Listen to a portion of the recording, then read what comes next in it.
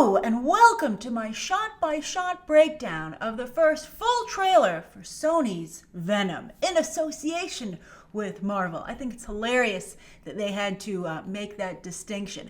As we recall, Kevin Feige and Amy Pascal had some differences of opinion when it came to Spider-Man Homecoming and how much Sony's Spider-Verse tied into the MCU, and it looks like Feige, while he stayed quiet at the time, has actually made put a wall up and made sure that it was made clear to moviegoers that wall is there. Hilarious! But on that note, the reason I'm excited to talk about this trailer with you is not just because of the comic book elements, which there are many, a surprising number actually. This thing's pretty frickin' faithful to the comics in many ways. But also, it's so behind the scenes Hollywood and the formula in which the industry applies to source material. It's fascinating, particularly because it's so dated. When I watched the trailer last night, as you might recall from my reaction, I said, wow, this plays like a 90s movie. Not necessarily a bad one. They made some great movies in the 90s. But it was a style of filmmaking that, of course, isn't popular today.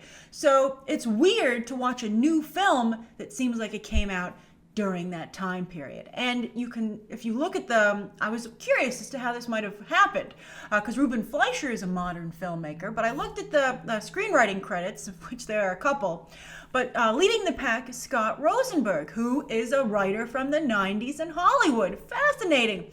Also, you heard his name recently talking about how he regrets, but admits to turning a blind eye to Harvey Weinstein's behavior at the heyday of his career, because it benefited Scott Rosenberg to do so.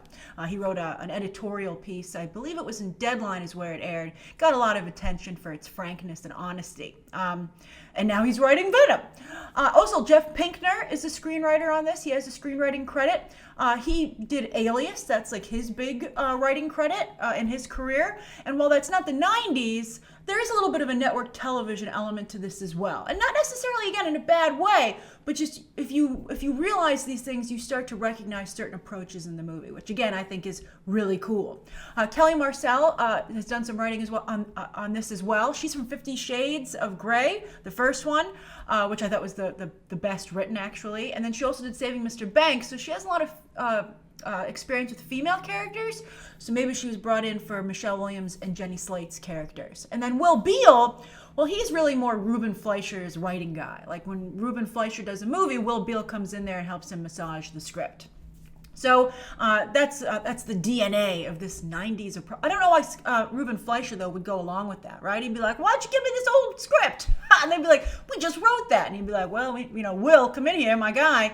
You need to fix this. So, but it's very interesting, I think, from maybe not for this movie ultimately, but for the purposes of the discussion we're about to have, it's awesome. All right, so let's get started. Now, right off the bat, I mean, how many times have you seen this, right? Spielberg made it very cinematic. But the idea of the site where the government or an organization, a private organization, has roped it off. They're going to take what's there for their own. In the dead of night, with no witnesses, even though it's lit up like a Christmas tree out there in the field, et cetera, et cetera. So we've seen that. And then also when I saw this shot in the teaser trailer, I said, oh, that's very T2. Also it felt 90s. This movie would be lucky to be T2, by the way. That, of course, is from the same time period. So maybe it was a choice that Ruben Fleischer made as a director, because he's hitting the marks himself, visually, with him and a cinematographer. So here we go. All right, so this is also really, I think, really cool. Now, there's already an argument that's brewing about how to pronounce symbiote. I say it one way, many of you say it another way. The people in the movie seem to say it a different way than some of you feel it should be said. You would think the movie would be the definitive way to say it, but a lot of you are like, what the heck's going on? Like, this is already a mistake.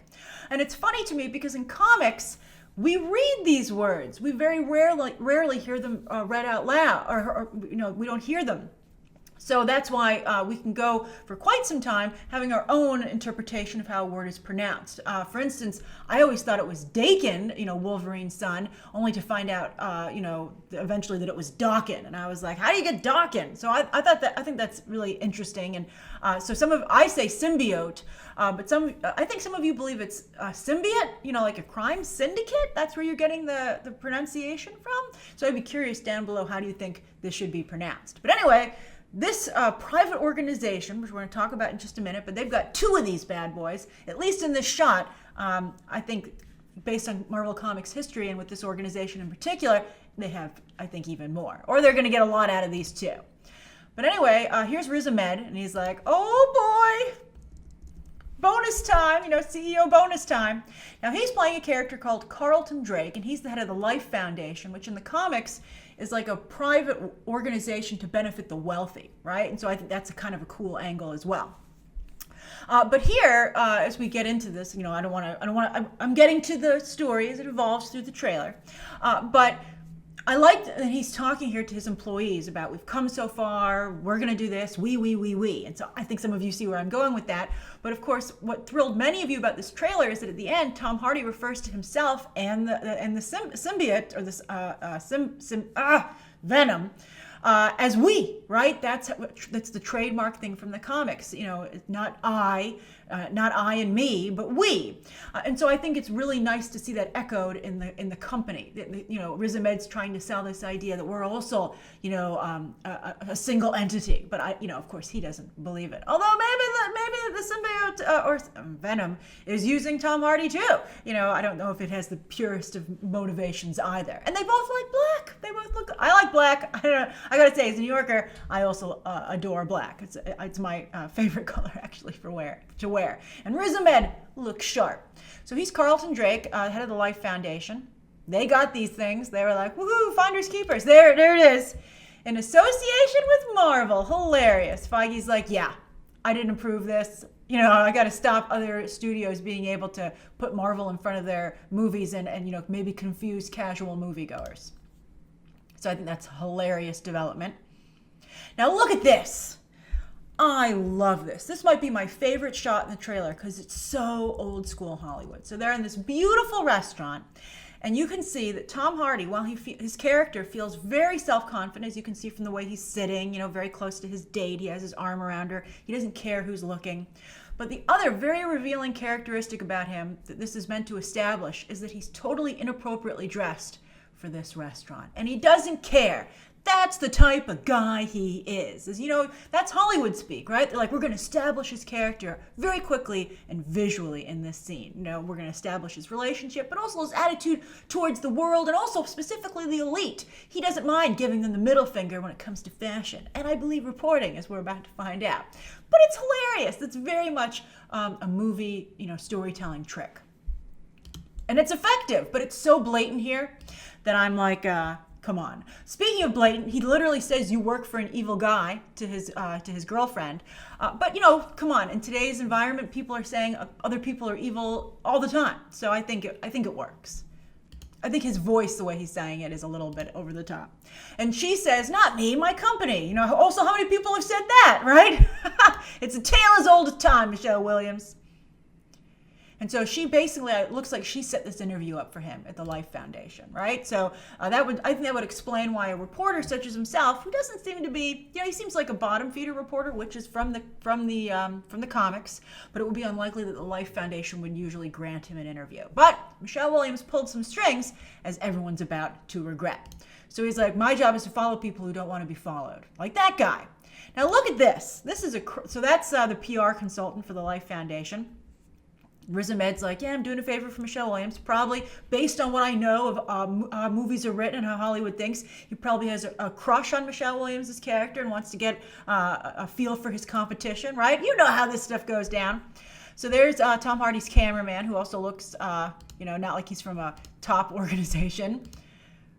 And Tom Hardy is just, I don't know how I laughed when this happened in my trailer reaction, because it's like, how do you think this interview is going to go? And if you think that this organization, the Life Foundation, actually kills people, Why would you put yourself in so much danger, especially when you're never going to get an answer with that approach? It's like a real Hail Mary. It's not even a Hail Mary. It's a suicide type of interview approach. And it actually seems to be the case. He lucks out that, he actually ends up getting superpowers. But it's a crazy strategy, and it just shows, again, someone who's incredibly unprofessional. I don't think he would ever have gone anywhere as a journalist, Eddie Brock, this version of him in real life, if not for this turn of events. So it's crazy. And you can see Riz Ahmed's playing someone very cool and collected. He's like, yeah, this interview's over. And then he goes, oh, this is my favorite part. Hold on, I'll tell you at the right moment. Okay, so here he is, and he's like, I know how to hide in plain sight. You don't. This is hilarious because I can't think of someone who's less able to hide in plain sight than Tom Hardy. I look at this and I can see him in the mini mart being like, yeah, no one sees me. No one notices me in this room. I'm such a ninja. And everyone in the room's like, who's that crazy, squirrely, yet charismatic guy in the corner? Like, everybody, I'm sure, notices Tom Hardy. It's hilarious. It's like you see that gag all the time where it's actually in a recent movie, in fact, where it's like, no one can see me. I am an amazing ninja. And you're like, dude, we can all see you. So I think it's hilarious. I think it's very funny. The character seems so unself-aware. So he's talking to Jenny Slate, who does, by the way, stand out. And by the way, also voices some of your favorite recent animated characters. I love that she's in this role. I think she's a good choice. So clearly she's his contact. She seems, actually, to be fair, is inexperienced and unprofessional as he is. I'm like, both of you should not be doing clandestine acts because you're both horrible at it, right? So she's like, oh, you need to help me. The Life Foundation's doing horrible things. And again, movie 101, particularly from that era, right? Hilarious. So there's the Life Foundation, by the way, looking a little Tony Stark-esque as an office building or a home. It's gorgeous, by the way. I love Tony Stark's taste in architecture. By the bay, right? Like most tech companies. So this is great to me. This is so cool. So you can see the symbiote is being let out, and there seems to be a lab technician in the room. Is Riz Ahmed going to help him? No, he's just going to smile. And again, think about how his bonus is going to go up. So, the organization, again, feels that these can be helpful to them and their clientele, right? We are just going to have to make some sacrifices. And you can see, here are some of them. Now you can see different people being exposed to the symbiotes. And this is a good time for me to tell you that in the comics, the Life Foundation took the symbiotes and was able to, it says here, forcibly, so they probably made Venom angry, but take parts of Venom and create Agony, Phage, Riot, Lasher, and Scream, which were their goon squad, which could help them, achieve certain goals or act as bodyguards for the Life Foundation's clientele. So, and you're going to see, obviously, actors who are probably going to end up playing those roles in the third act of the movie. And yet again, as Marvel has actually itself been doing for a decade, you're going to have a situation where our hero fights villains with similar superpowers. It's crazy this keeps happening. Although this is ripped from the comics. And also it would maybe show why Venom, the main symbiote, would want to escape and, get revenge on the Life Foundation because of what's been done to it. It's also been wronged by Carlton Drake. Now this is interesting though. Even though we see that individual, here, when it comes to the actual readings, you can see subject Brock, which of course is our star, Tom Hardy, Eddie Brock. And you can see they're also talking about frequency and decibels, and one of the weaknesses of these symbiotes is sound. So maybe they're testing that to see how it works. You can see they seem to have reached a threshold. It's very unhappy. Now, also, another weakness is heat. So I'm not sure why this room is so cold. Maybe extreme temperature in the movie is something they've decided to do. So this is to repress the symbiote in another one of our test subjects who's going to become one of our bad guys, in this case, bad girls. So you can see Eddie Brock made a mistake of letting her out. He's like, I'll rescue you. Why would you let anything out of a cage in a super secret research facility? And sure enough, he gets infected. Here's his... Oh, this is so hilarious. Here's his Hollywood 90s apartment. It's a slum, but it's also shockingly big. But yet he can afford it on his salary. I love it. He's taking some kind of vague medication. He's like, I don't feel so good. He should call FaceTime doctor, right? And be like, what do you think? And the doctor's like, whoa, I'm glad we had FaceTime so I could see that you need to call somebody else. So you can see it's already in him there. I like this. I liked when it says Eddie. Write that alone. There's another shot with Tom Hardy in this trailer is talking to himself and then hearing the symbiote voice. That's all I need. I don't really care about the rest of this movie. I think just watching Tom Hardy do this is going to be worth the price of admission. Or at least as some of you have been saying, a movie pass, right? Movie pass what makes this even more palatable. Also, I know that's what Tom Hardy looks like, but the tattoos and all the bracelets also is very 90s. So unfortunately, I just told Tom Hardy he has 90s style.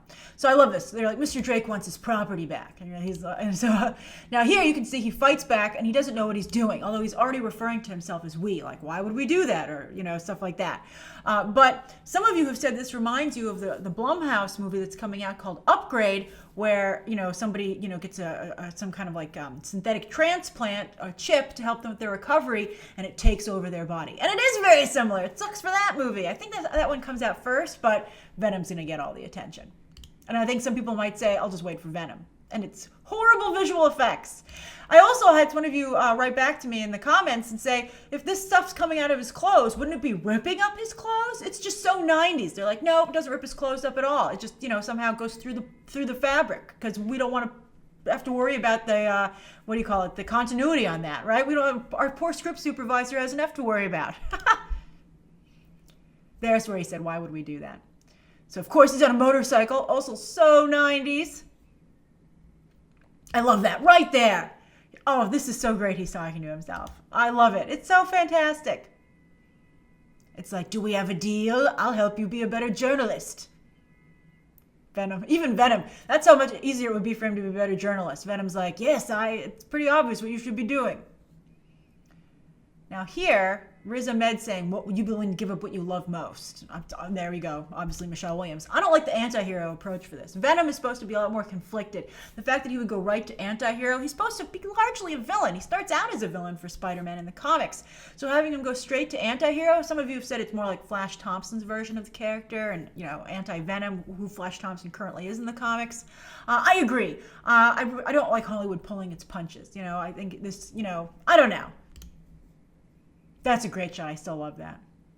And I also like Tom Hardy says, you should be very afraid of me. Oh, I'd be afraid of Tom Hardy if no superpowers if he said that to me. He's so unpredictable. It's both fantastic, but I'm going to enjoy it from a safe distance. Riz Ahmed is way too close. Oh, look, look, the hills in San Francisco. The symbiote's like, I love living here.